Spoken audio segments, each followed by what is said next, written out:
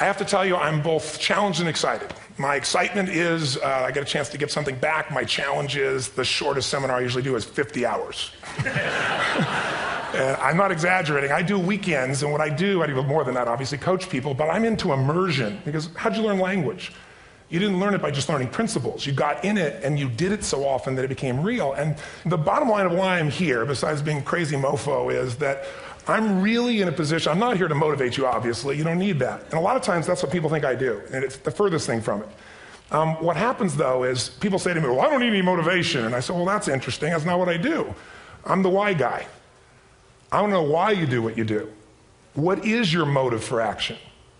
What is it that drives you in your life today, not 10 years ago, or are you running the same pattern? Because I believe that the invisible force of internal drive activated is the most important thing in the world. I'm here because I believe emotion is the force of life. All of us here have great minds. You know, most of us here have great minds, right? I don't know if I'm in the category, but we all know how to think. And with our minds, we can rationalize anything. We can make anything happen. We can, I agree with what was described a few days ago about this idea that people work in their self-interest. But we all know that that's bullshit at times. You don't work in your self-interest all the time. Because when emotion comes into it, the wiring changes in the way it functions. And so it's wonderful for us to think intellectually about how the life of the world is, and especially those who are very smart. We can play this game in our head, but I really want to know what's driving you. And what I'd like to maybe invite you to do by the end of this talk is explore where you are today for two reasons. One, so that you can contribute more. And two, so that hopefully we can not just understand other people more, but maybe appreciate them more and create the kinds of connections that can stop some of the challenges that we face in our society today. They're only going to get magnified by the very technology that's connecting us, because it's making us intersect. And that intersection doesn't always create the view of everybody now understands everybody and everybody appreciates everybody. So I've had an obsession basically for 30 years. And that obsession has been what makes the difference in the quality of people's lives? What makes a difference in their performance? Because that's what I got hired to do. I got to produce the result now. That's what I've done for 30 years. I get the phone call when the athlete is burning down on national television and they were ahead by 5 strokes and now they can't get back on the course. And I got to do something right now to get the result or nothing matters. I get the phone call when the child is going to commit suicide, and I got to do something right now. And in 29 years, I'm very grateful to tell you I've never lost one in 29 years. It doesn't mean I won't someday, but I haven't done it. And the reason is an understanding of these human needs that I want to talk to you about. So when I get those calls about performance, that's one thing, like how do you make a change? But also, I'm looking to see what is it that's shaping that person's ability to contribute, to do something beyond themselves. So maybe the real question is, you know, I look at life and say there's 2 master lessons. One is there's the science of achievement, which almost everyone in this room has mastered to an amazing extent.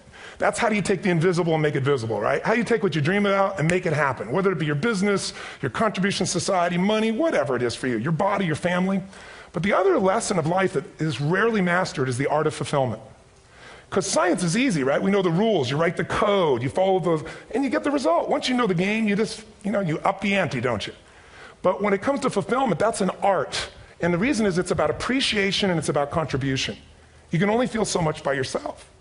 So I've had an interesting laboratory to try to answer the question of the real question, which is what's the difference in somebody's life if you look at somebody like those people that you've given everything to, like all the resources they say they need. You gave them not a $100 computer, you gave them the best computer. You gave them love, you gave them joy, you were there to comfort them. And those people very often, and you know some of them I'm sure, end up the rest of their life with all this love, education, money, and background, spending their life going in and out of rehab. And then you meet people that have been through ultimate pain, psychologically, sexually, spiritually, emotionally abused, and not always, but often they become some of the people that contribute the most to society. So the question we got to ask ourselves really is, what is it? What is it that shapes us? And we live in a therapy culture. Most of us don't do that, but the culture is a therapy culture. And what I mean by that is the mindset that we are our past. And everybody in this room, you wouldn't be in this room if you bought that theory, but most of society thinks biography is destiny. The past equals the future. And of course it does if you live there. But what people in this room know, and what we have to remind ourselves though, because you can know something intellectually, you can know what to do and then not use it, not apply it. So really what we got to remind ourselves is decision is the ultimate power. That's what it really is. Now, when you ask people, have you failed to achieve something? How many have ever failed to achieve something significant in your life? Say, I. Thanks for the interaction on a high level there.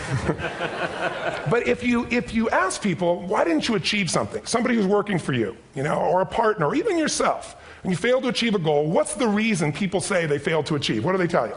didn't know enough, didn't have the knowledge, didn't have the money, didn't have the time, didn't have the technology, you know, I didn't have the right manager, didn't have the Supreme Court.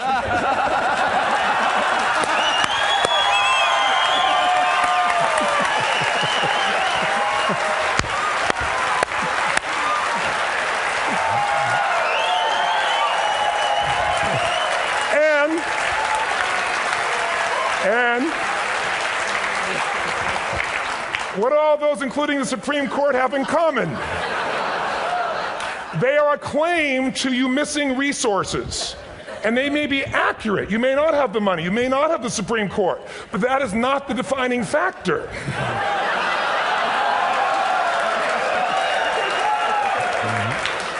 And you correct me if I'm wrong.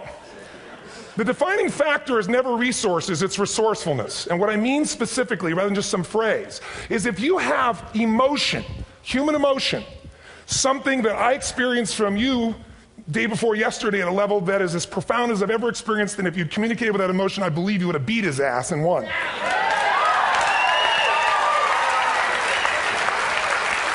But how easy for me to tell him what he should do. Idiot, Robbins. But I know when we watched a debate, at that time, there were emotions that blocked people's ability to get this man's intellect and capacity and the way they came across to some people in that day. Because I know people that wanted to vote in your direction and didn't, and I was upset. But there was emotion that was there. How many know what I'm talking about here? Say I. So emotion is it, and if we get the right emotion, we can get ourselves to do anything. We can get through it. If you're creative enough, playful enough, fun enough, can you get through to anybody, yes or no? If you don't have the money, but you're creative or determined enough, you find the way. So this is the ultimate resource, but this is not the story that people tell us, right? The story people tell us is a bunch of different stories. They tell us we don't have the resources, but ultimately, if you take a look here, flip it up if you would. They say, what are all the reasons they have in common? We've said that. Next one, please. He's broken my pattern, that son of a bitch.